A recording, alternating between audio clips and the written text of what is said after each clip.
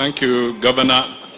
Your Excellency, the President of the Republic of Kenya, Mheshimiwa William Samoei Ruto, the party leader of ODM, Honorable Oburu Odinga, and the entire leadership of ODM, and the founder members present, good evening.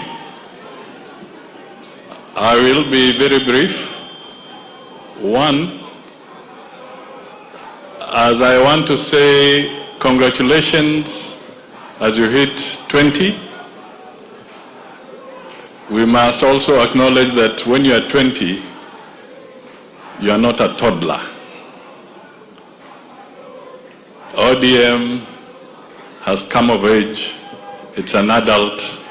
It's a strong political movement. Secondly, I just want to highlight, following what Henry Kosgei did say, if there's one thing that I sometimes always remember, is that in the journey to a new constitution, in Naivasha, in the middle of a very heated conversation, the PNU side was insisting on a presidential system. ODM was insisting on a parliamentary system. But one thing that came into play was devolution. And when the question was put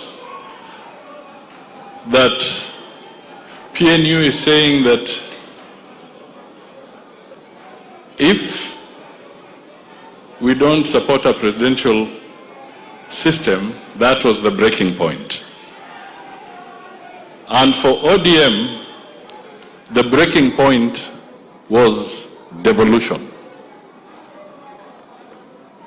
And I remember in one of the very heated consultations, the late Honorable Raila Odinga came back and said, because we want a new constitution, I will cede ground on the parliamentary quest, but I will not cede ground on devolution. And indeed, that is how devolution came into being.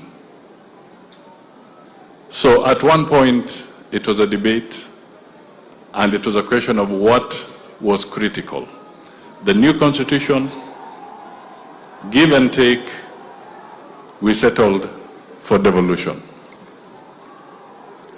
The third thing that maybe I should highlight, it's being said here maybe lightly, but ODM under Raila has midwifed stability and transitional and smooth transition in this country.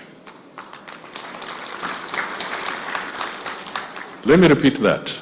ODM has midwifed stability and smooth transition in this country.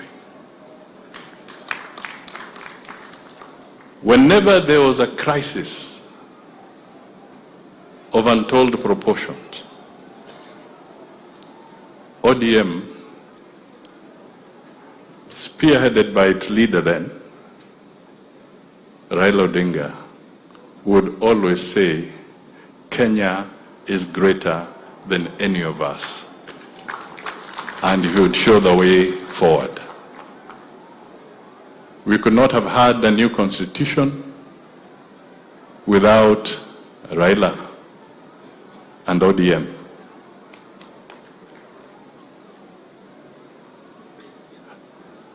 The third thing, Raila and ODM have never, to the best of my knowledge, tried to take power through unconstitutional means.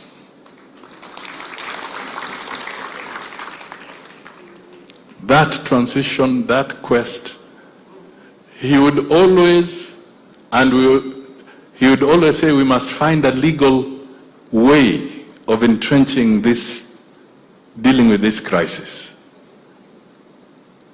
When Kofi Annan was there and all that, and we were transiting for the grand coalition government, there had to be a Kamkunji in parliament, addressed by Kofi Annan, Mkapa, and Gracia Machel. After that, there had to be a constitutional resolution for that grand coalition to have legal standing. The changes that have come through our electoral system and reform, the IBC, Raila and ODM have always spearheaded the need to anchor it in a legal process. So, why am I saying this?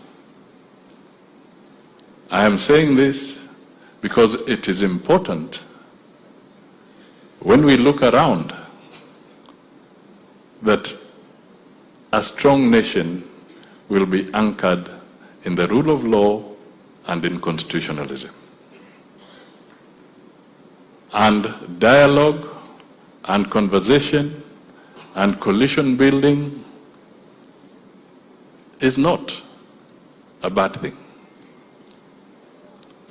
What is key is that at the end of the day, let us all uphold the Constitution as we move forward.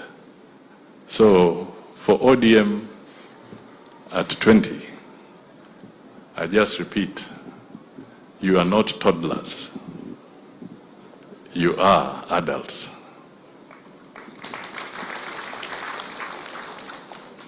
With those remarks, I think I cede ground and invite the party leader, the Honorable Oburu Oginga, to make his remarks, and thereafter invite His Excellency the President so that he can address us as we speak. ODM hoye! ODM hoye! Nasa Hawa! Nasa Hawa!